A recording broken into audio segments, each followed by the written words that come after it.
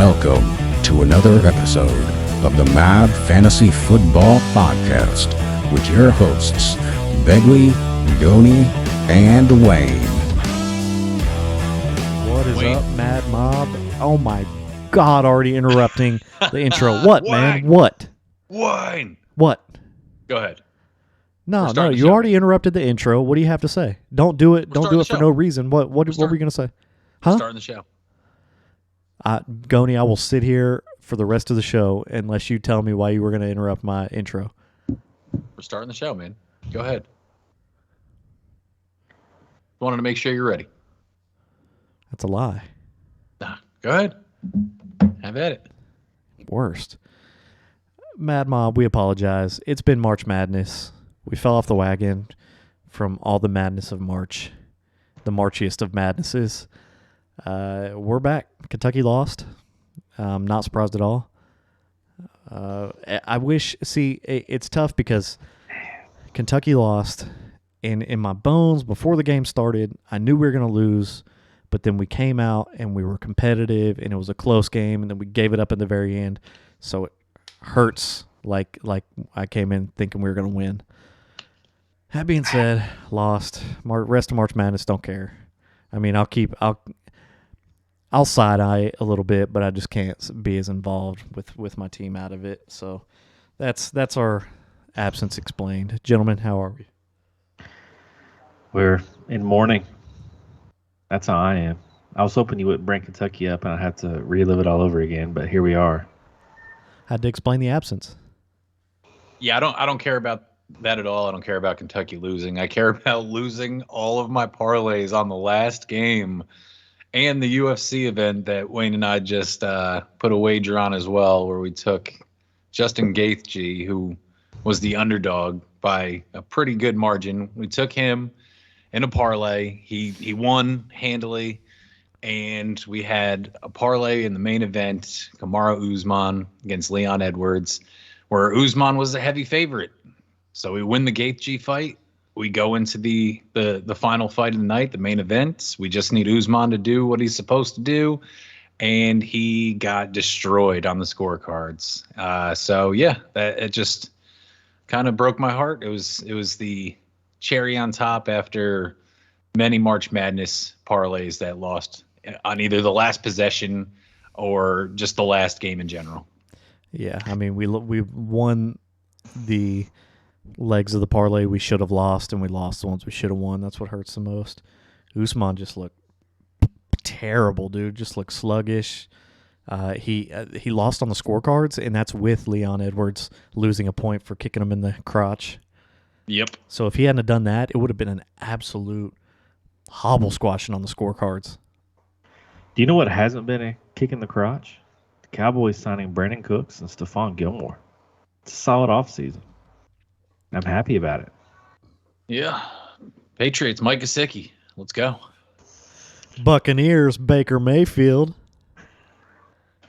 Oh, man. Let's boy. bake. Shake and bake. I actually saw a quote online where it was Baker's sophomore year, I believe, and he was like, the Giants took Daniel Jones at number 5, I think it was. Like, that's just way too high. He's like, eventually you got to take someone who's going to win. And Baker Mayfield's on his fourth team on a like $8 million prove it contract, and Daniel Jones just signed a $160 million extension. So there's that. There's that. Have you guys seen where Ezekiel Elliott might be going to the Bills? That's the rumored landing spot. Really? They just signed Damian Harris to a 1-year deal. They did, and that might be a death sentence for Zeke, but that was his early rumored landing spot. That would have been a good place because they don't utilize the running back too much. So, he can laze about on the sidelines and then just come in and bull rush for a play or two. Yeah, score, rushing to the end touchdown. zone. Yeah. Plus just how much they pass. Actually, he might have not done too bad just opening up the run via the pass in Buffalo. So now he's probably destined for like Carolina or something, somewhere Terrible. Somewhere to go die a slow death for his career. Yes. You boys ready to get into the Reddit questions? Born ready. I will say Goni gave me a hard time for taking my time and thinking about my answers, so I'll be sure to make Goni happy to not really think my answers through and just spit off the top. I mean, just absolutely flamed me off air for whenever you say your questions, I close my eyes and kind of point my ear towards the speaker just so I can focus and soak in your entire question. And Goni apparently hates that. Told me to stop doing it. Said it was stupid. No, so. I don't. I just heard feedback from some of the Mad Mob that they thought the show was over a couple times just mid show because Wayne, super flex question, 12-man PPR. Would you rather have side A or side B? And Wayne's just sleeping if you're watching YouTube. I'm thinking. And, I'm rolling it over. About 30, 35, maybe 45 seconds later, he goes ahead and starts his response. So, clearing up confusion. Mad Mob, I try and give you the best answer I can possibly think of, and that requires me to break down every bit of the question, analyze it, and spew out what I think is going to be the best option. And if we are taking what the Mad Mob is saying to heart here, let us not forget that the same person that told you that he thought the show was over said that it is worth the wait to hear my voice because he said, and I quote, "My voice is like the gravy that goes around the sausage bits in sausage gravy." He said his ears and brain are the sausage bits, and my voice is the gravy just surrounding it. Said it was worth it, and I loved the analogy. Yeah, so whenever Wayne's about to answer, go ahead. If you're at home, go ahead and get your bathroom break in. If you're in the car, go ahead, stop, pump your gas, leave the podcast on. And when you get back, Wayne will have an answer for you. What he means is when you know it's a question I'm about to answer, you've got some time to break out your steno pads and make sure the pen works because you're going to want to write it down. I think you both suck. I think Wayne goes full zen and Goni just hits us with filler words for 20 minutes. I mean, it's equal suck all the way around. Think about it, Beggs. How many times have you heard me back down on my answer? Never, because I fully analyzed every part of the situation. Whereas Gone, how many times do we hear him go, when you put it like that, I am really stupid and you're really smart. And that's what I'm going to go with. I have heard Goni say that a few times. I can assure you that's never happened, ever. When you put it like that, you're a genius, Austin, and I'm really stupid. And I shouldn't even be here right now. I fully believe that's what he hears too, because he's just weird, man. I'm so stupid, Mad Mob. Just listen to what Wayne says. I'm ready. Hit me with the questions. Hit me with the questions. Goni, I'm gonna go with you first on this one. That way Wayne has time to digest. Thank you. Rockster 9307. 12-team Superflex. He's giving Saquon Barkley, DJ Moore, and Michael Pittman. He's getting Ramondre Stevenson, Jerry Jeudy, a 24 first, and a 205. Oh, man. Give Barkley, Pittman, and Moore. Get Stevenson, Jeudy, 24-1, and the 205. Do you know if he's a competitor? No, not really sure. Doesn't honestly, matter. I like side A more. It's just, Saquon, I think, is going to give you more. You never know what the running back situation is going to be in New England. I know Ramondre crushed it last year, but he's like a fumble away from the running back that we inevitably pick in like the 5th or 6th round, getting all kinds of field time. You never know. Jeudy, we're looking for the breakout. I know at least I am this year, but Pittman's still, a good young key player. I'd rather have side A. I agree. Saquon Barkley, I think in the long run is going to be better than Ramondre Stevenson. DJ Moore, if we can see a little bit of a jump in Justin Fields, he could be solid back in WR2. Michael Pittman, I think we saw the worst from him. I think he gets his ceiling is pretty high if they can figure out his quarterback situation. I like him more than I like the 24-1. Yeah, get the brooms out. That's a pretty clean sweep. Giano 11, 10-team super flex. Wayne, I'll go with you. He's giving Trey Lance in a 24-1, which is projected a good one, to get the 103. 10-team super flex. Trey Lance in an early 24-1 for the 103. Oh man, I'm gonna go with the 103. It's well known, well documented that I don't like Trey Lance at all. I don't think he's that dude. I think Brock Purdy coming out and doing great was the death knell for him. I think we're all in agreement that Trey Lance gets to start next season for 2 reasons. 1, Brock Purdy may not be ready. 2, they spent so much draft capital on him that, I mean, they just don't want to take the flack for not starting him. I just don't see him doing well. I think Brock Purdy takes the job from him. I think the 49ers have built a roster to win now, and they're going to put the best quarterback out there to win now. I don't think they're going to sit there and let their roster that they've built for a win now mode just rot so they can play Trey Lance a lot.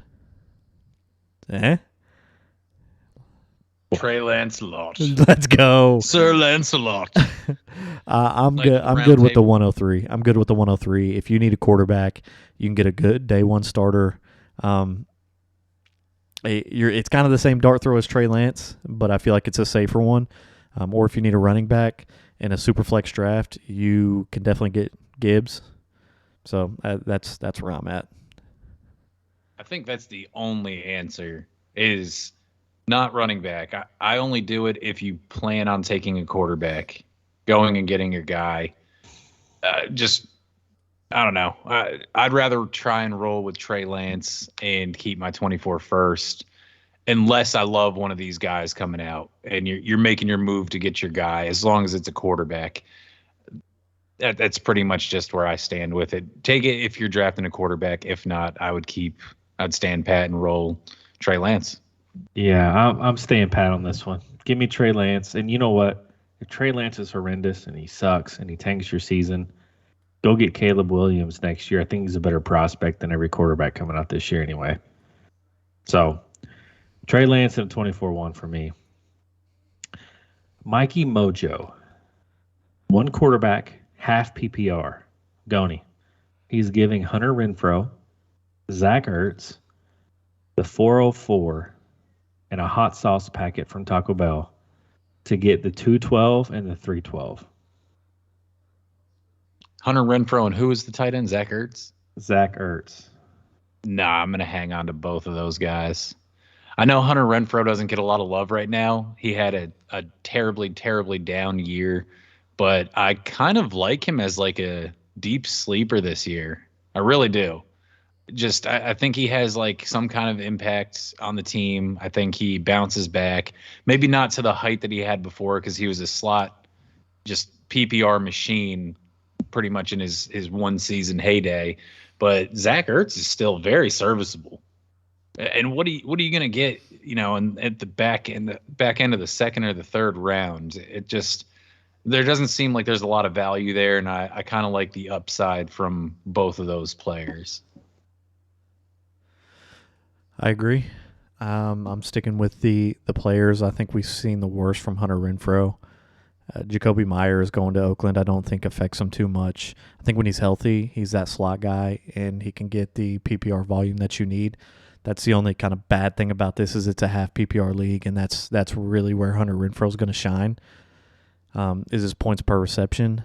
That being said, I don't know how long Devontae Adams wants to stay in Oakland. I think he went there for Derek Carr, and now that Derek Carr's gone, he doesn't have any connection to Oakland or anything like that. But still, you can always get good, serviceable points out of a healthy slot receiver, which is what Hunter Renfrow is. Zach Ertz, D-Hop is gone. They're going to rely on him more. He's when healthy, a top 6 tight end. And that's, the top 3 are pretty short up. So I definitely think he's going to be a sit and stay tight end for you. I would rather keep those players than just take a back end second round rookie draft dart throw. Yeah, it's clean sweep. I don't like the value you're getting. I think giving away 2 guys that you know what they are. Renfro, he hit rock bottom last year. I think Jimmy G might be an upgrade over Derek Carr, Goni. I'm just saying. It might be.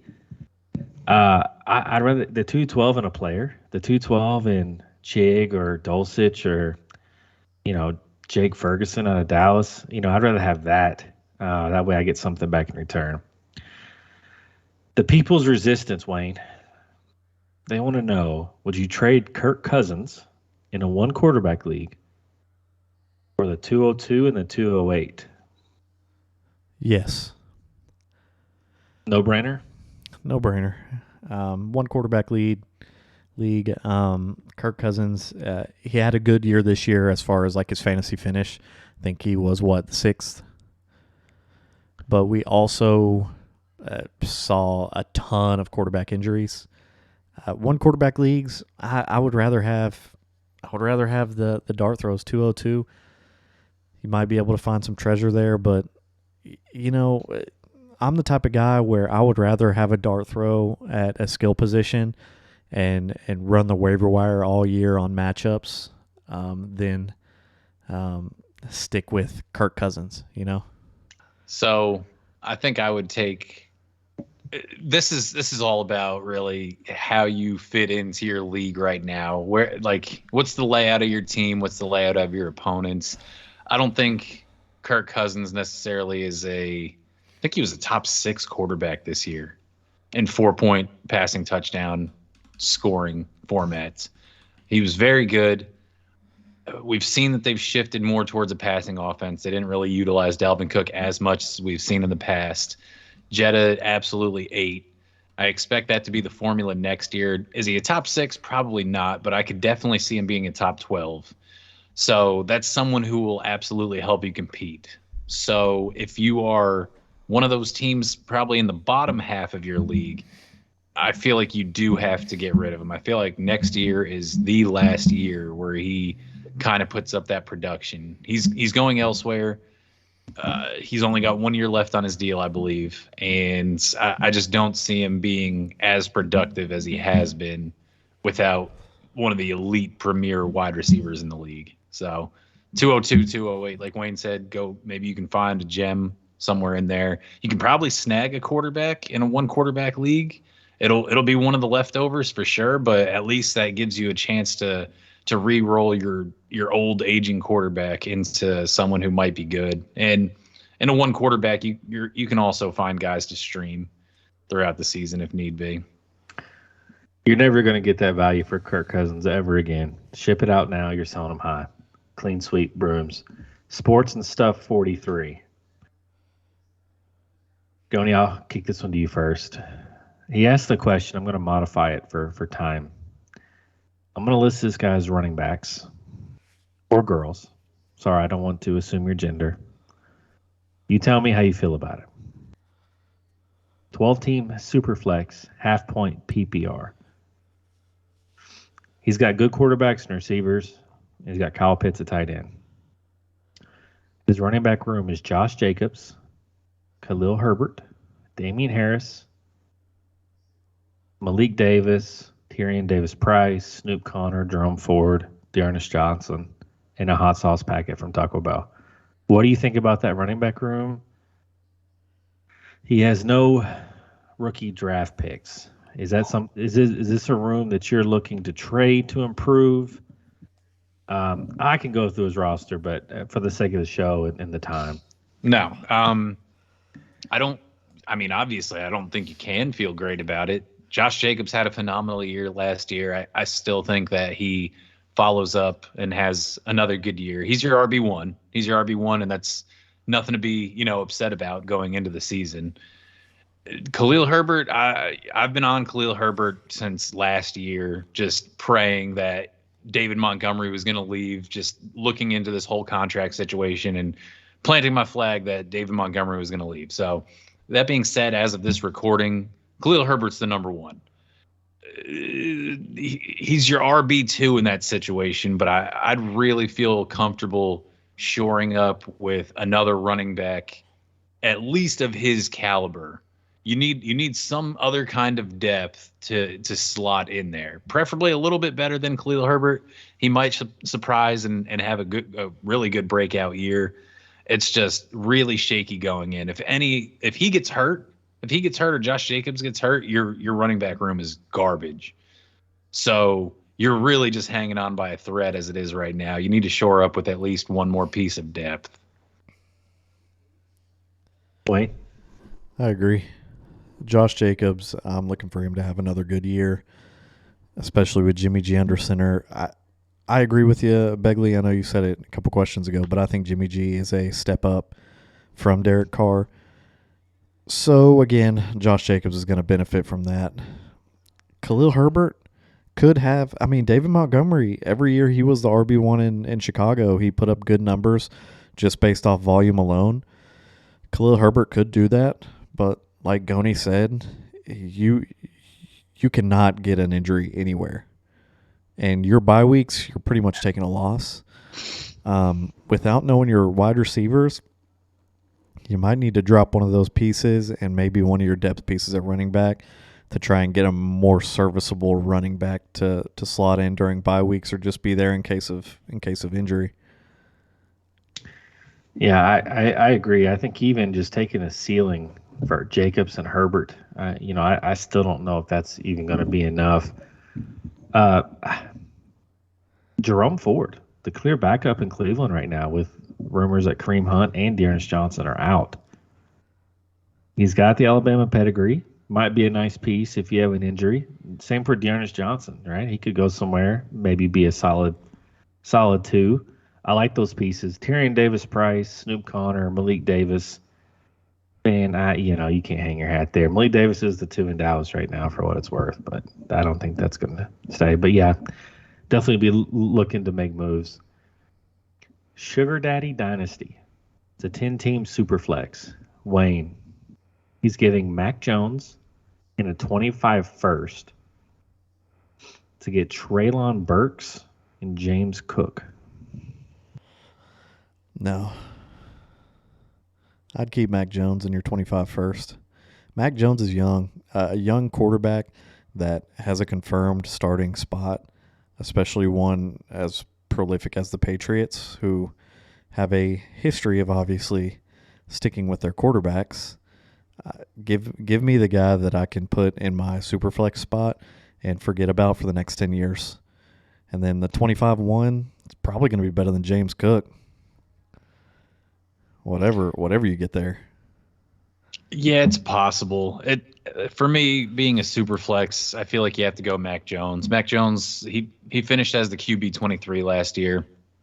So, he's playable in a super flex. He doesn't really break 20 points a whole lot. That's fine. He doesn't really make a lot of mistakes. And for what it's worth, being the resident Patriots fan, we haven't given him a lot of weapons. We went out and we got Juju in free agency. We're in talks of either getting DeAndre Hopkins or Jerry Jeudy.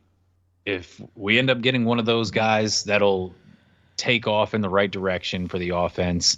We brought in Mike Gesicki. They're trying to do this whole Aaron Hernandez, Gronk, dual tight end set kind of thing because our playmaking wide receivers just aren't there. So subtract Jacoby Myers, add Juju. Hopefully one of these other guys, Jerry Jeudy and Hopkins. I feel like if you keep Mac Jones now, the value before the season rises regardless, just from the news of bringing in one of those number one wide receivers, essentially. So if you're really gung-ho on trading him, wait until free agency's over, see if we get one of those guys, and just on just transactions alone, in my opinion, his value goes up. So go ahead, Wayne. Not to mention, James Cook, they traded Devin Singletary and immediately snagged somebody else. So they're obviously not hanging their hat on James Cook. I think he's going to give you similar value that he did last year, which isn't a lot. And most of the games, I'd say if you added up James Cook and Treylon Burks' total point output from the season, Mac Jones probably got more points than them and took up one less roster spot. Yeah, that's true. I think Treylon and James Cook both improve, though. I mean, there's a clear path to improvement. I don't like the value here. I think you're giving up way too much to get Treylon and James Cook. It's brooms. But I want to ask you boys a question. If the Patriots don't land Nook or Judy, are you looking to move off Mac Jones? I mean, what is his outlook if they can't get weapons around him? Juju's probably a step down from Jacoby. Let's be honest. I disagree with that. I like Jacoby. I think Juju is a function of Mahomes. Come on, dude. Juju's got talent for what he does. He's not a burner, but he's got good hands. He has the knees of a 30-year-old.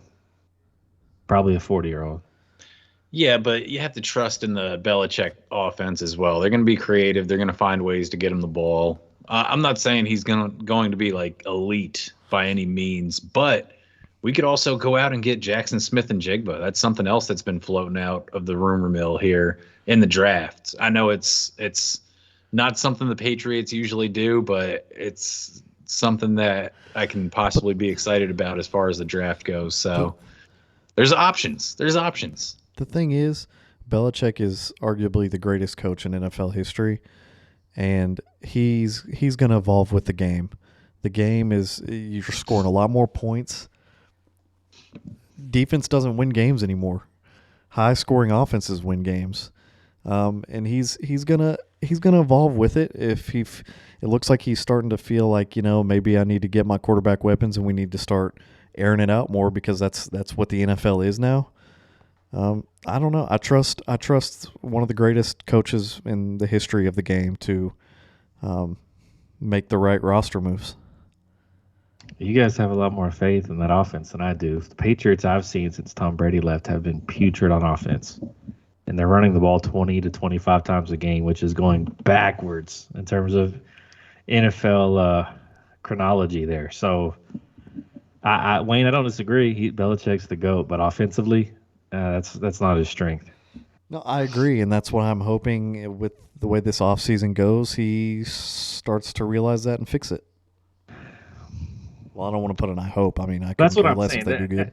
That's what I'm saying, right? If you come out without Hopkins, Judy, without Smith and Jigba, right, in a situation similar to the last couple of years in New England where there's just no weapons, they try to do a patchwork receiving core through free agency. Is there ever a point to where you try to sell Mac Jones in a super flex because he's just not going to get it done in New England, or do you hold? Probably you're not going to get value. You're not going to get. It's just a hold situation. I mean, he was a top 24, so that's your QB2 right there. Yeah. Really, what are you going to trade for? Like, what are you going to get out of it? Honestly, he's got potential to be better. I don't ever see him being a superstar. I don't think he'll ever be a QB1, but yeah, you never know. Demon Deacon 86. Wayne, I'm going to go to you. 12-team Superflex, PPR. His Geno Smith in his 104 for A.J. Brown. He has Josh Allen and Deshaun Watson at quarterback. Oh, man.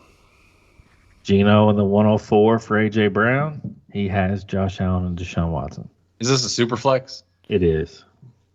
It's a super flex.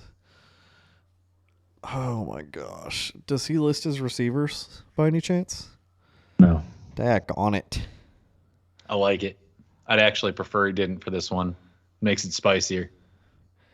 In a vacuum, I'm sticking with Geno in the 104. If his wide receivers are not so good, I'm going A.J. Brown. In a vacuum, I'm going Geno in the 104, and it's not an easy decision for me. I'm going the opposite way on this. So first question we're gonna differ on. I feel like you got to get while the getting's good. Honestly, cash in on Geno Smith while he's high. I've been on record numerous times saying I don't love Deshaun Watson this year. That's fine. AJ Brown for the 104. It is what it is. I mean, you're probably going to draft a wide receiver there, maybe a quarterback if need be in like a regular draft. But You're getting Gibbs there in a super flex. I mean, possibly. We don't know what the roster layout's like. You're definitely getting Gibbs in super flex. It's Stroud, Rice. And it sounds like he needs the 104 if he's got the 104. Yeah, that's fine. I'm saying if we assume it's Geno and Gibbs or Geno and the third best quarterback. That's fine. Either way, I'm still going to take AJ Brown. AJ Brown's super young. He's a phenomenal talent. He's going to be good for long enough. If Geno Smith falls off at all this year, the value tanks. He had one great season. It was phenomenal. Not taking anything away from him. I hope he does it again. But you'll never see that kind of value again if he takes any kind of step back this year. Yeah, you guys know which way I'm going. I'm going with the elite wide receiver. I'm going to take AJ Brown and I'm going to slot him there for the next 7 years and feel really good about my advantage. I like Deshaun better than Goni does. So I think you're okay with Deshaun being your QB2 in a super flex. Josh Allen's a great safety net as well as a QB1. Yeah, I'm very comfortable there. So that's 2-1. Marquee Mark, 177. Goni. He's starting to rebuild. He needs quarterbacks. It's a 12-team super flex, PPR, tight end premium. A lot of pieces here. I'm going to go slow. He's giving David Montgomery, Rashad Penny. Where did Rashad Penny just sign? He just signed today. Was it Buffalo? No, it was the Bears, Buffalo. He did just get signed somewhere. It was somewhere kind of spicy where he could maybe do it, or was it Texans behind Pierce? Eagles, thank you. Yep. David Montgomery, the new Eagle Rashad Penny, and Jamal Williams, a New Orleans Saint. He's getting a 24-1, Jake Ferguson, Josh Kelly, the 208 and the 308. David Montgomery, Rashad Penny, Jamal Williams. He's probably dumping his running back room. He's getting back a 24-1, the 208, the 308, Jake Ferguson, and Josh Kelly. I would do that trade. And bring in those guys that he's got. Honestly, all those running backs that he's giving away are, as Beggs likes to put it, and he hates it, they're on their second contract. Jamal Williams is going to be on his third contract. And I mean, they're all on the down slope of their career, really. These guys only have maybe a year or two left in the tank. They're all past their primes. Jamal Williams doesn't score 15 touchdowns again this year. It's just not going to happen. And you're bringing in, I know Josh Kelly's not a super appealing name, but he carved out a role for himself last year. Eckler's, in the media right now. He wants to go somewhere else because they can't get an extension done with the Chargers. So you're going to have a little friction there. He's going to play regardless, obviously, but if this thing doesn't get worked out, we could see Josh Kelly have an even larger role this year. So, I mean, you factor that in. Jake Ferguson, as Beggs put it before, being the Cowboys fan, he probably comes out and has a pretty good year this year. So, really, you're gaining the upside and the picks, and you're sending these guys who have put up results, but they're going to be trending downward, in my opinion. Wayne? You're a rebuild. I'm always team rebuild or team compete. I hate the partial rebuilders. It's just it's gonna be a slow bleed if you do that. As much as I love where these guys have gone, I love the Eagles for Rashad Penny. I love the Saints for Jamal Williams, a.k.a. the OG one tall sand demon, a.k.a. the first swag Kazakage. They're right. I mean, these guys are past their prime. I love Josh Kelly in the future. I think his ceiling could be through the roof if some cards if his cards play out right. You got to get your draft picks. You got to get younger.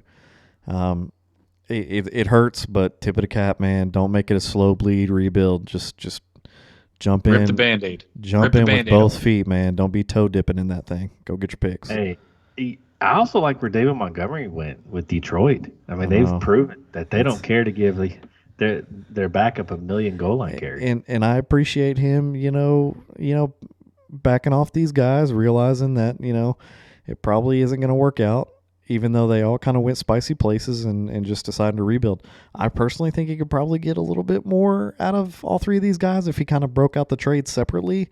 But if you're shopping and it hasn't been working out, then take the picks while you got them in front of you. In a tight end premium, getting Jake Ferguson, I think is great. Jake Ferguson showed some spice when Dalton Schultz went out. I will give him that. I love Jake Ferguson. Him or Peyton Hendershot's going to get the job. I think it's Jake Ferguson, and Dallas loves a good tight end. So that's going to be a great piece for you. NC State fan, the Fighting Turquavius Smiths. Did you guys hear about that guy in the NCAA tournament? Went nuts. He went off, didn't he? He went off. Absolutely went nuts. The all-name team, bro. 10 team. 2 quarterback, 2 tight end. Side A, T. Higgins. Side B, the 106 and the 107. See ya, T. Higgins. Give me the 106 and 107. I got 2 darts. You're probably taking both 2 wide receivers right there. You have a good probability to hit on at least one of them. That's great value too, regardless of what you're looking at. You can either of you can disagree, and that's I won't have any quarrels about it at all. I know, Beggs, you love T. Higgins, but 2 first rounders that aren't even in the backpack, like, it's good. Wayne, great value. Can't pass it up. Gone said it in past episodes.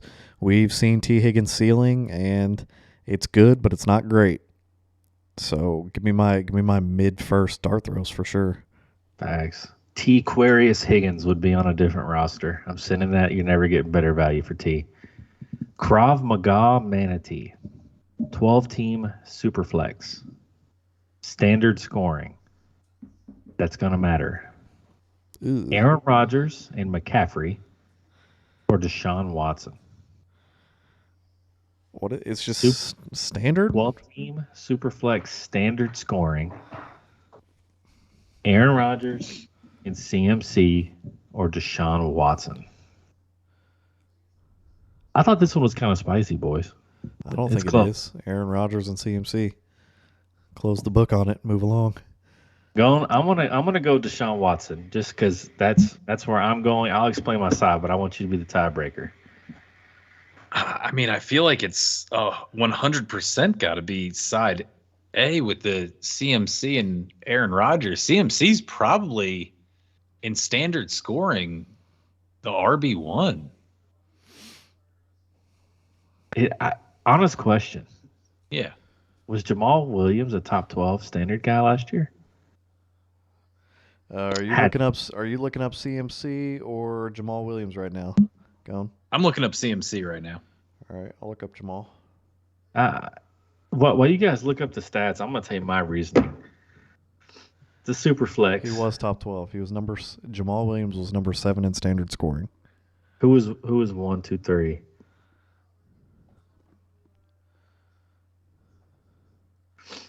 I always have my go-to guy that I check first in standard scoring. Nope. Nick Chubb was number 5 in standard scoring. Wayne, while you look that up, I'm going to talk about Deshaun Watson. So I'm higher on him than Goni. I think an off-season regiment with his weapons is going to help. I like Donovan Peoples-Jones. I like Amari Cooper. I like David Bell. I think the offense gets some continuity. I think he's a top 15 guy. You look at Aaron Rodgers. If he goes to the Jets, he's got potential. But, man, he looked washed this week in Green Bay. You can't convince me he finds magic in the old arm again and gives you a top 5 season. I just don't believe it. I think at this point he is a low interception game manager, who is a depreciating asset. CMC. Josh Jacobs was number 1. CMC was number 2. Seems too. Austin Eckler was number 4. I didn't find number 3. So, Yep. with CMC, with Trey Lance back, Debo with Elijah Mitchell, I think especially Trey Lance, more so than Elijah Mitchell and Debo. I think he gets cannibalized a little bit. He's getting up there in age. I think you see a decrease in production. And the standard scoring to me for CMC is the killer. I don't know that he finds the end zone as much, especially with Trey Lance there. I'm going to take the conservative play and the longevity play and take Deshaun.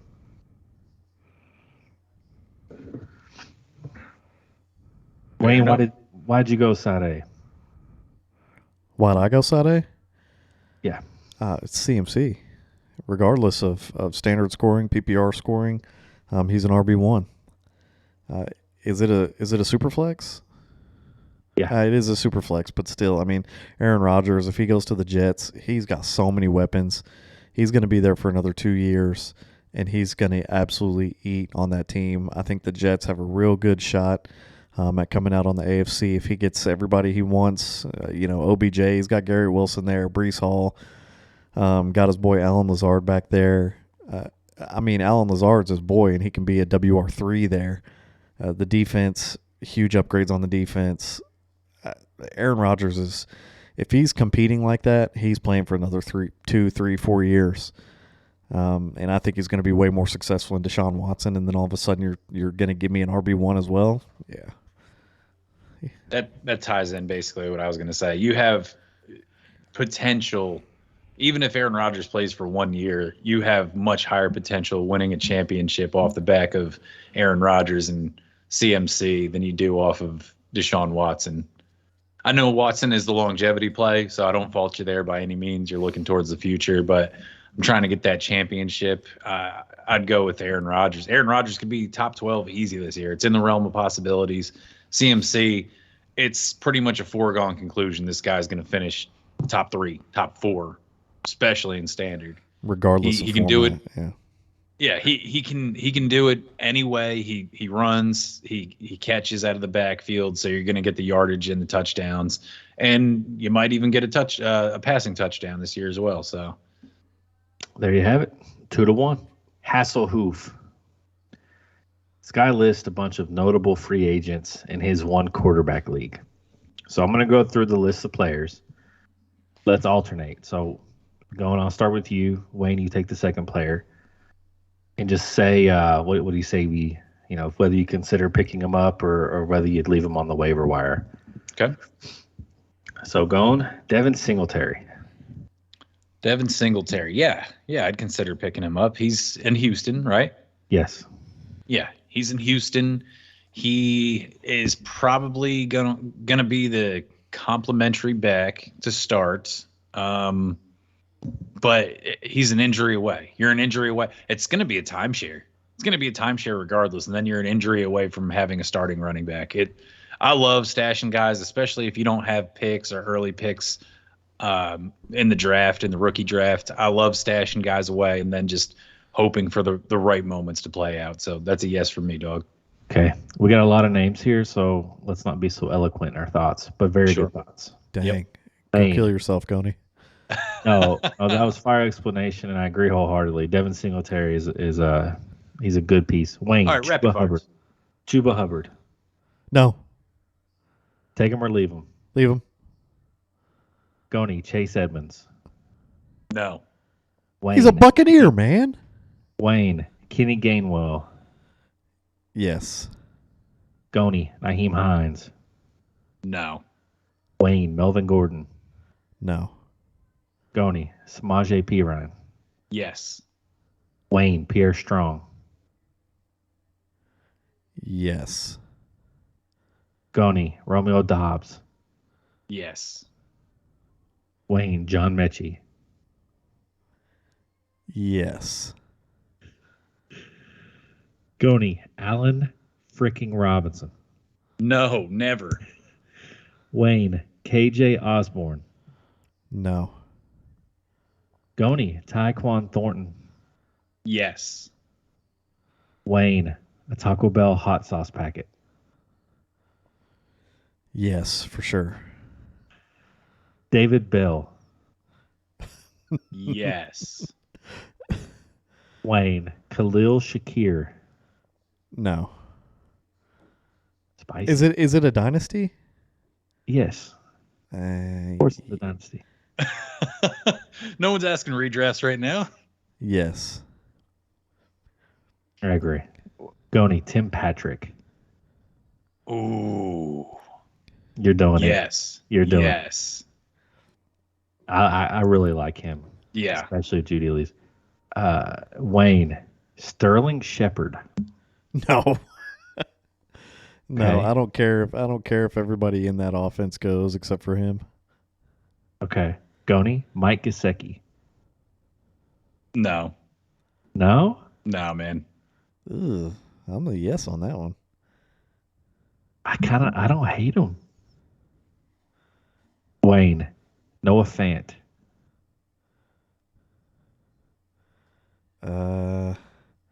No.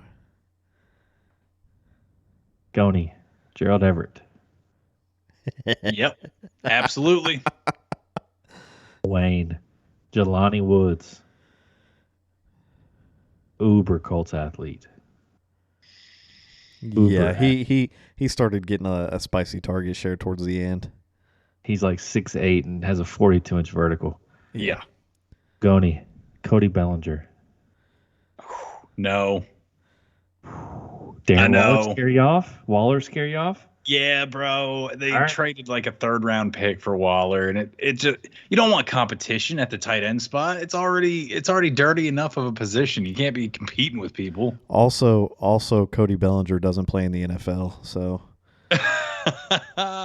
That's also, yeah. You can't start an outfield. maybe you could pick him up on your MLB fantasy team, but Is there an outfield spot in fantasy football? Dag on it, bro. pick him up. He could hit some dingers for you. Yep. Cody Wayne, Bellinger.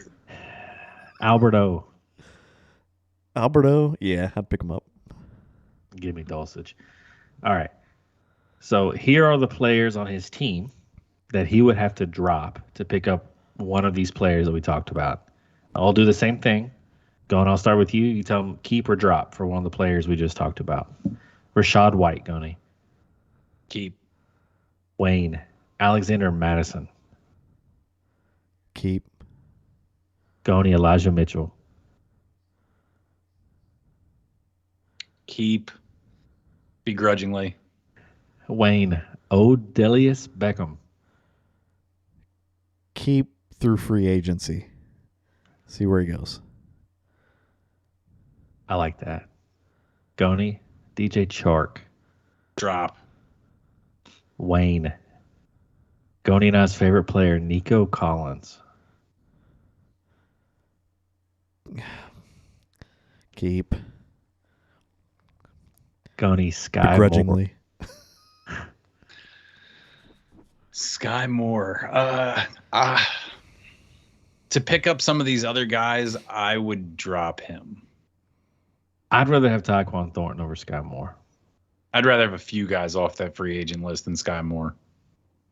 That's true. That's how I need to start looking at it. Is those guys that we said yes for compared to who he's talking about. I think that's exactly what I said you should do when I started this segment. Yeah, I think that's what I'm going to start doing now that I just thought of that and had that original thought of what I was going to do without hearing it from anybody else. Do I need to go back and ask your players again?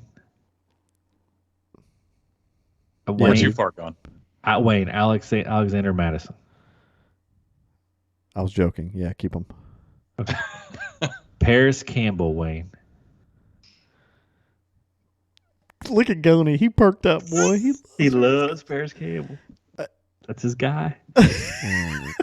What do you think, Wayne? I got half a mind to say drop him just because.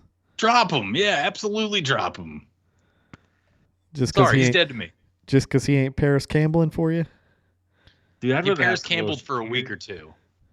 Paris Campbell. I'd take Tim Patrick over him all day of the week. Easily. All day of the week. all day of the week. How about that? Why do I mix up sayings? Why do I do I don't know. That's I have not no a idea. saying. Nobody says that. Goni. Chig Okonkwo. You got to keep him. Wayne. Last. Isaiah Likely. Spicy. Nah, I'd drop him to go get Cody Bellinger. He can hit some grand slams for me. Okay. Hasselhoof. It's a great question, man. It's a good one. I like those. A little different. My burner, bruh. Standard scoring. He's giving away Alvin Kamara Done. to get two of these three. Damian Harris, Deonta Foreman, Mike Williams. Done. Yeah. Mike Williams feels like he shouldn't be in there. Why is he in there? Because someone's tired of getting hurt by Mike Williams. He was as high as Mike Williams as I was last year, and he's tired of being hurt. But Alvin Kamara, I don't care almost who I get back in return. Get this guy off my team. I want no parts of it. Even when he's healthy, I want no parts of that. You're starting a dud on 14 out of the 17 weeks, probably. Wayne. So Yeah. Sorry, I didn't mean to cut you off. I thought you were you're done. good. Wayne, Damian Harris on the Bills or Deonta Foreman on the Bears? Is that right going? Bears for Foreman? I think it is. I think he's still a Panther. No. I think he's You sure? Yeah. I asked you, and then you corrected me, and then I just corrected you. Why don't you know why I asked you to begin with? Wayne, Foreman or correct. Damian Harris?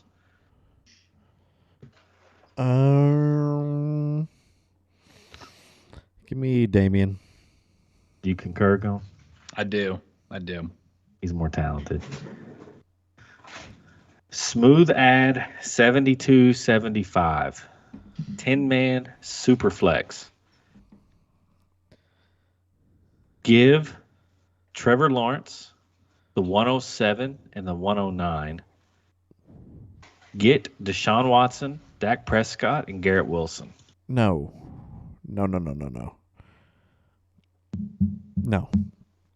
Giving up way too much. Trevor Lawrence, 107, 109. Get Deshaun Watson, Dak Prescott, Garrett Wilson. Go ahead. Yeah, Gunn. I agree. I'm way against that.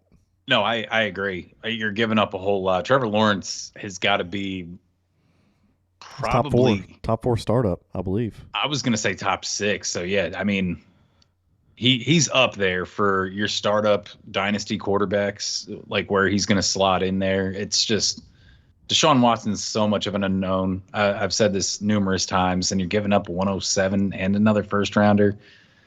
It just sounds like he's trying to jumpstart, and like he's thinking that these two quarterbacks he's bringing in is going to help him immediately and bring him a championship. And I think he just needs to slow roll it with whatever the rest of his team is, Trevor Lawrence, and just use those picks. Yeah, there's no way I'm doing this in a 10 team. There's no way. I'm with you guys. Keep Trevor Lawrence. It's the best asset in this trade by far. Clean sweep, Brooms. Vertical Moose. Wayne. 12-team, half-point PPR Superflex. Side A, Jake Ferguson. Side B, Hunter Renfrow. Jake Ferguson. Goni? Jake Ferguson, I think, is the answer also. Brooms. Clean sweep. Just a few more here. We're going to wrap this up. Doak 561. 10-team. Superflex. Full PPR. Give the 110 and the 301. Get Kyle Pitts. Yeah. I think you do it, man. I'm still in there on him. 301's nothing. 110 Something. All right. So Wayne, would you rather? Let me just phrase it like this, because I know you're pretty much off the Kyle Pitts bandwagon. Would you rather have Kyle Pitts or Michael Mayer? Michael Mayer. Give me baby Gronk. You want to put a doink on it? No. Okay. I ain't gonna dog you. Yeah, I don't know. That's just the way I look at it. It just Do you depends want where Kyle he's going to Pitts? go. Depends where he's going to go. But I mean, Kyle Pitts is on a downward trend this early in his career. Like, he should be going nuts. And Downward my trend, though. He's not on a downward trend. He had one bad season filled with injury.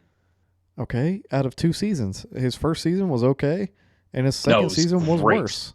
His first season was like historic. It was 1,000 yards for 1,000 yards for a rookie tight end is unheard of, bro. Yeah, but wasn't it pretty spotty? no. It's he just 1,000 didn't get yards touchdowns. from a tight end, regardless. No, not if the man regardless. scored touchdowns, he was easily like a top 4 tight end. Like we basically what I'm trying to say though is like the potential's there. It's not like we've seen the hype and we've seen 2 years of garbage and he's entering bust territory. We've seen the flashes. We've seen what was advertised out of college happen in his rookie year, which is crazy for a tight end. And then last year was just filled with injury. It wasn't filled with injury, though. He got injured in week 12. He played weeks 1 through 11 and only scored double digits 3 times. Dude, That's that offense fine. didn't throw, man. They That's, didn't that's throw. fine though. I mean, that's not his fault or anything. Like he's going to come back this year. Mariota, as we know, has never been a good quarterback ever. Dude, he I- only found the end zone 1 time. He Right, did but have his touchdowns rookie- are so spotty. One like, time regardless. in his great historic season where this was standard scoring. Mhm. Standard. Oh, No, standard. this is PPR. This is Okay, PPR. okay. His historic season with 1 touchdown, he finished as the tight end 6 in a PPR format. Which is phenomenal, scoring 1 touchdown For a rookie. for a rookie. Okay. Bro, all right. So let me ask you a question then. Would you rather have touchdowns are so spotty? Can we agree that touchdowns are can be one of the least consistent things that are out there? We can see a guy score 12 touchdowns one year and then regress down to 4 touchdowns. Yeah. It can happen any given time. I will agree with that if you can agree with the fact that the Hang on, let me finish Falcons- my point before you start making caveats and stuff here. That's all. Okay, go ahead. All right. So, would you rather have the guy who puts up 400 yards or so, looking forward into the future? Say in his rookie season, he put up 400 yards, but he put up 9 touchdowns. Or would you want the guy who puts up 1,000 yards, but he only happened to get in once? Your favorite Dawson player, Knox versus Jacoby Myers, basically. Dawson Knox. Yeah. Your guy, dude, your favorite player of all time, DJ Moore, had a career high of 4 touchdowns for years in a row. But you see that the talent is there. It's just he hadn't gotten into the end zone. The talent is there. Here, let me use that as an example. Dawson Knox finished better than Kyle Pitts both years, both last year and this year. And you look at what happened. So Kyle Pitts scored. He had over 1,000 yards receiving and only 1 touchdown. Dawson Knox had 500 yards and 9 touchdowns. Finished way better than him. You come around this year. Way better than 6th. No, he finished there. He finished 7th. He finished right behind him. I believe it was 7 points off. 7 points off what Kyle Pitts was in his historic season. Over 1,000 yards receiving, 1 touchdown. Mhm. Then Dawson Knox came out and had a regression in touchdowns because they're rare. I mean, they're like you said, they're finicky. Yeah. But had 500 yards again and finished better than Kyle Pitts this year. So, yes, touchdowns can fluctuate, but they don't fluctuate incredibly. You know what I mean? Like he had 9 touchdowns. Dawson Knox had 9 touchdowns 2 years ago. Last year, he regressed down to 6. It was a 3 touchdown difference. Mm-hmm. I'm saying Kyle Pitts is not going to go from 1 touchdown to 6, 7 in the Falcons offense. He's just not. If he was a 800-yard receiver that was getting 6 touchdowns, that'd be a different story, but he never will be. He's not going to be in Atlanta, period. I think his ceiling for not well, I don't want to say his ceiling. I mean, because it's a new offensive coordinator, it's a new quarterback. So I mean, I guess there's a lot of question marks involved with it.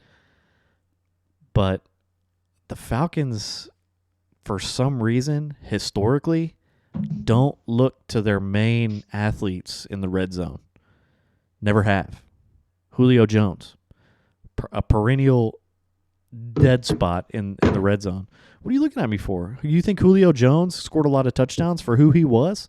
You're missing out on two other monster guys who were looked at in the red zone. Okay, who? Calvin Ridley scored many a touchdown. When Julio Jones was there? Yeah. Exactly. Julio Jones is their guy. They're Okay, not going to their so- guy. Okay, so before Julio Jones, Roddy White. Oh, my God. Roddy You and White. Roddy White, dude.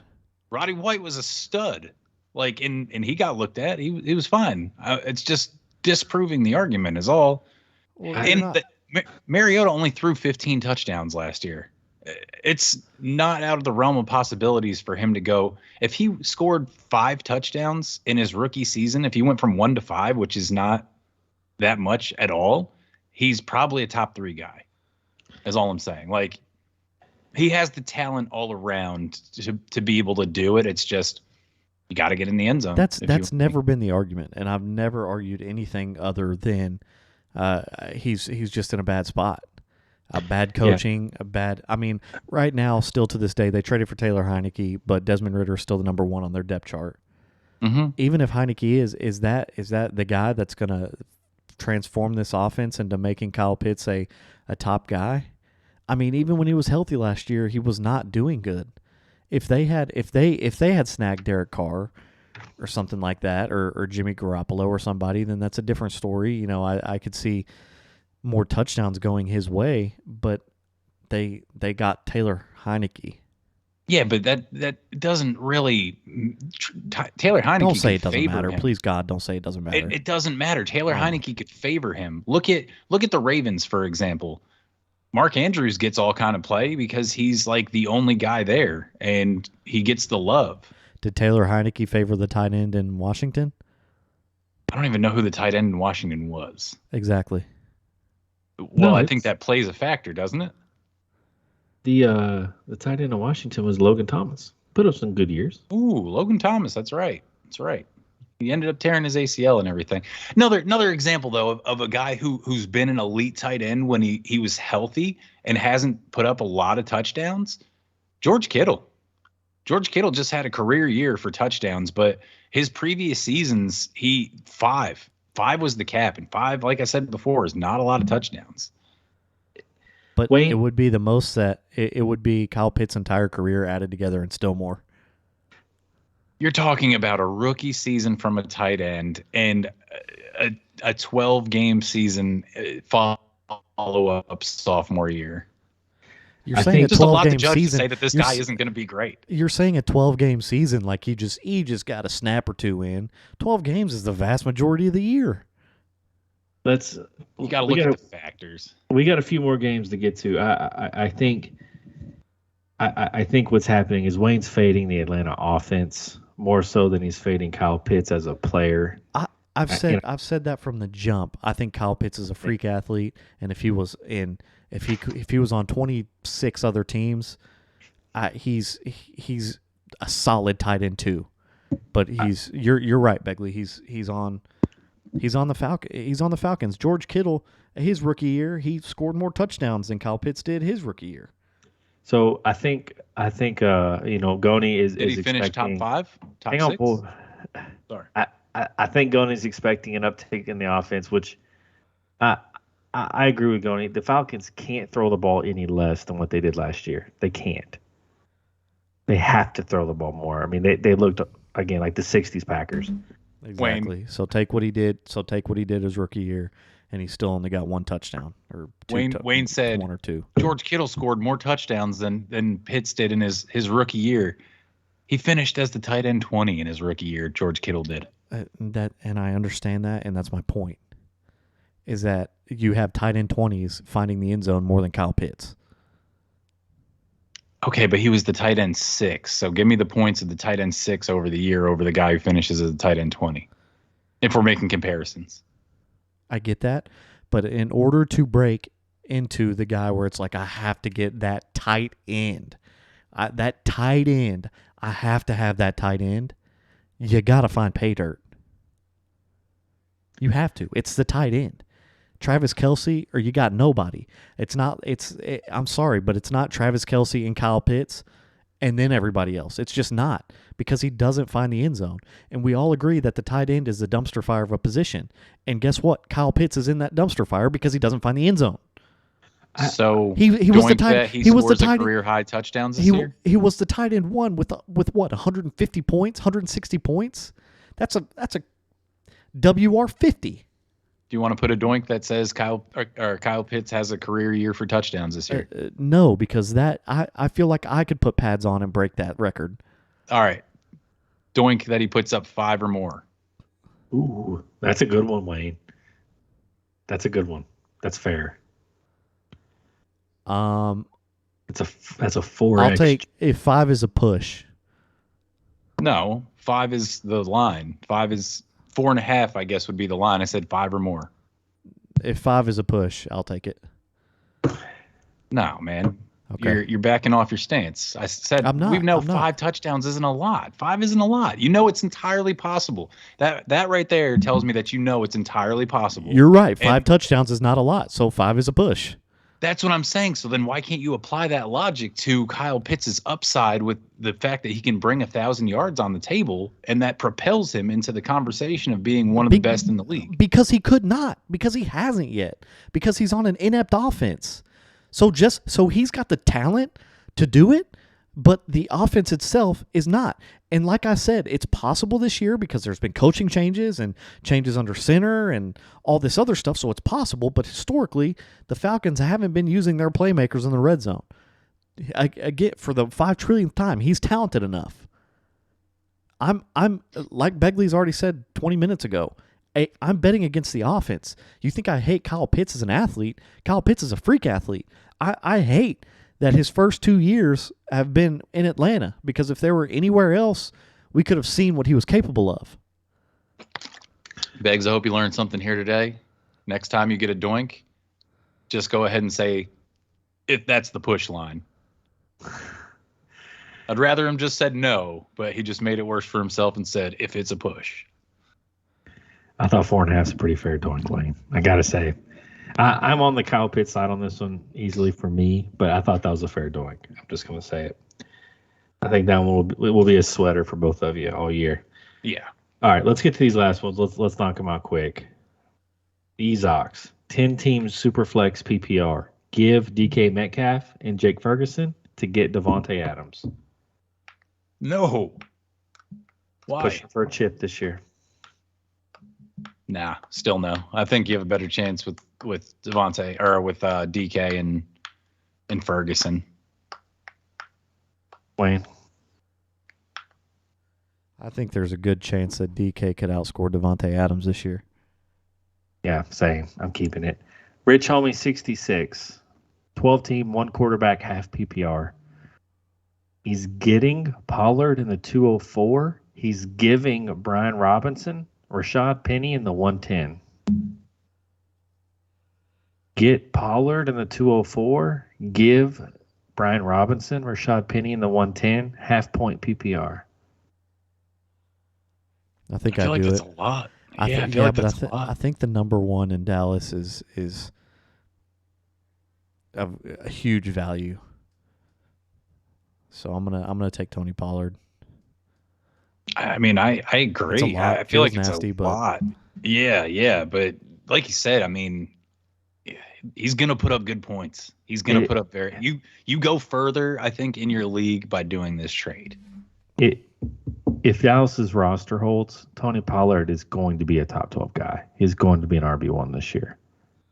He's going to get the volume. He's going to be a bell cow. I mean, he was an RB1 and he was in a time split.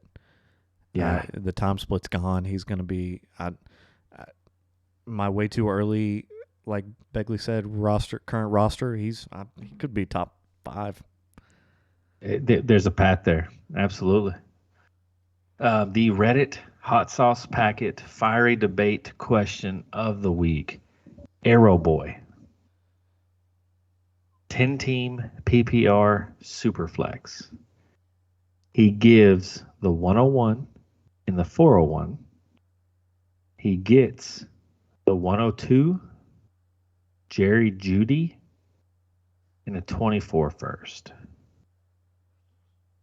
And just for those who don't know, who are listening to the show for the first time, I always try to find the most hotly debated trade question on Reddit that I can find, and we argue about it on the show.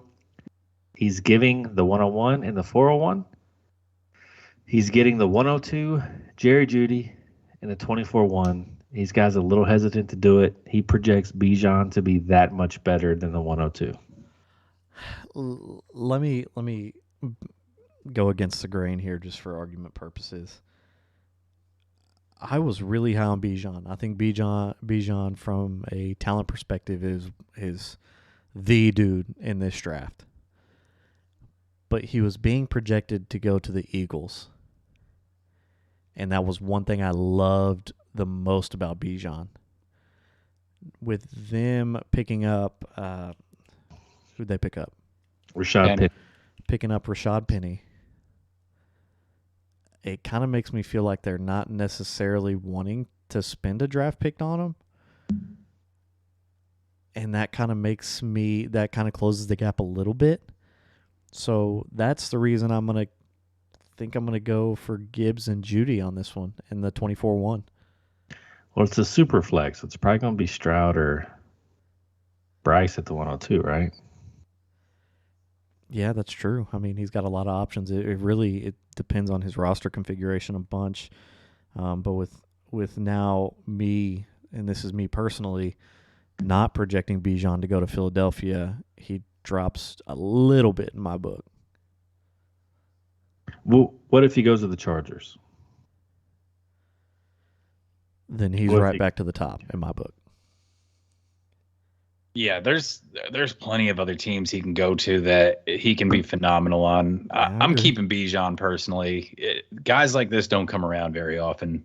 I mean, Saquon Barkley was a stud coming out. You saw what he did in his rookie year. He's been plagued by injury. Finally got right, got healthy, crushed it again this year. And like Wayne and I say, man, we had a long debate with Beggs about the scarcity of running backs, especially the elite ones. This is a guy that has potential to win you a league. This is like CMC, Saquon Barkley-esque type guy coming out. Adrian Peterson, when he came out, I don't know if Minnesota was, the preferred destination for people in drafts, but he crushed it. He crushed it his entire career. It's just he's I won't say once in a generation because we haven't gotten a generation away from the last dominant running back, but we're talking about 5 years ago now. Saquon was drafted 5-6 years. So for a guy of that caliber, it's just hard to come off of. That's all. I think the 102, a 24-1, and Judy's pretty good value for Bijan. Oh, it's great value. Yeah.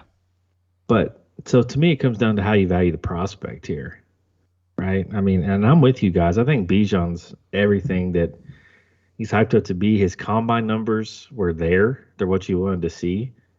I'm holding Bijan as well, and I'm praying he hits. And it's really hard thing to do before the draft because, if you hold your 101 and wait for the draft, you're really gambling on his landing position, either raising his stock or dropping it. So if I were you, I would if you're leaning more towards trading away from him, I would really do your research and look at every mock you possibly can over the next month, just to see where his possible landing spot might be. And if everybody's projecting, the Chargers or something like that, it might be worth a gamble to try and hold because, if he could land somewhere like that, his value soars. Also, just to add to it, if he comes out and he has a top 5 running back season, the value is going to increase tremendously. Jonathan Taylor was going for 3 firsts. Najee, after his rookie year, his value was through the roof. So, you can look to shop after that. If he hits and performs, the value only goes up also. It's true. I'm gonna roll the dice with Bijan. That's a clean sweep for us, and that'll do it, Wayne. Man, I hate it. There was a question I had lined up for Goni, but I don't remember what it was. I wanted to get his opinion on it, but God, what was it? I guess it was about Deshaun Watson. I don't remember if it was a comparison. I guess I want to know why you're so down on him. Like, what has he done? Oh, here's what it was. Why are you high on Trey Lance, and why are you low on Deshaun Watson? Well, the drafts, where they would go in drafts, I feel like will kind of factor into it, and just the upside. This is completely doink free. Performance based. Just want to know where you're standing. Why? So I want you don't have to justify anything to try and support a doink or anything. I'm offering this with just pure opinion. No, absolutely no doinks will be made or offered. I'm just really curious as to why you fade a guy that's done it before and been successful and in a place with weapons over a guy who's done nothing. Over Trey Lance, who his one professional game was in the worst weather of all time and played like garbage and then got hurt. I guess I just want to know where your head's at. Honestly, it really boils down to the baseline rushing. The baseline rushing for Trey Lance it's just through the roof. We've seen before. We've talked about it before. Rushing quarterbacks are a cheat code in fantasy football. I love the baseline rushing stats. I love the Shanahan offense for him. Shanahan's going to make it easy for him to perform, really. Like, you just have to not – anyone can play quarterback in the Shanahan offense. You just have to not make mistakes. So you have the baseline rushing, and then whatever comes along in the passing is obviously going to be a bonus. Deshaun Watson, I'm probably being a little harsh on him, but he was abysmal last year. Jacoby Brissett clearly outplayed him throughout the season. I know he didn't get the time with the team or anything, and he's going to have it this offseason, but – He doesn't have DeAndre Hopkins there anymore. I know Amari Cooper's really good, but he's never been DeAndre Hopkins. You don't know if we have a little bit of a down year from Amari Cooper, period. And it's the Cleveland Browns. The Cleveland Browns are just one of the worst franchises in all of sports all the time. So it would not surprise me for them to completely destroy the quarterback market with the contract they gave him, and then it completely not work out at all just because the football gods won't allow it because it's Cleveland. Granted, that's not the best statistical answer I'm sure anyone ever wants to hear. It's more of a gut call on that end, but that's just where I go. That's fair. That's all I wanted to know. Beggs, anything? I was surprised to see he ran a 4.6 at the pro day. A little slower than I thought. Who? Trey Lance. Oh. I thought he was like a burner. He's really not. 4.6? Yeah. It is what it is. Yeah, I like Trey Lance. Beggs, who's doing better? Who's doing better from a fantasy perspective next year? Deshaun Watson or Trey Lance? It's a flag clamp for sure. Deshaun Watson. But you like Trey Lance in a dynasty? Like 1-to-1? No, I'm probably going to go with Deshaun. Fair. I'm with you. Hey, in a redraft, go Deshaun Watson or Trey Lance next year? Trey Lance. All right. Trey Lance through and through. All right. There you have it. Mad Mob, another Q&A in the books. We will see you all in a couple of days. Where our next meat and potato episode is going to be going over the combine. Look forward to that. We'll probably do that. Probably break that up into 2 episodes. Give you some. We'll do 3. Let's do 3, gentlemen. Let's do QBs, running backs, running backs, wide receivers, tight ends. We'll do quarterbacks, running backs on an episode, wide receivers, tight ends on an episode, and then I think the defense deserves an episode. Mighty P-Love. Break it into 3 episodes. That's what we're going to do. That's how we're going to do it. Mad Mob, we're out.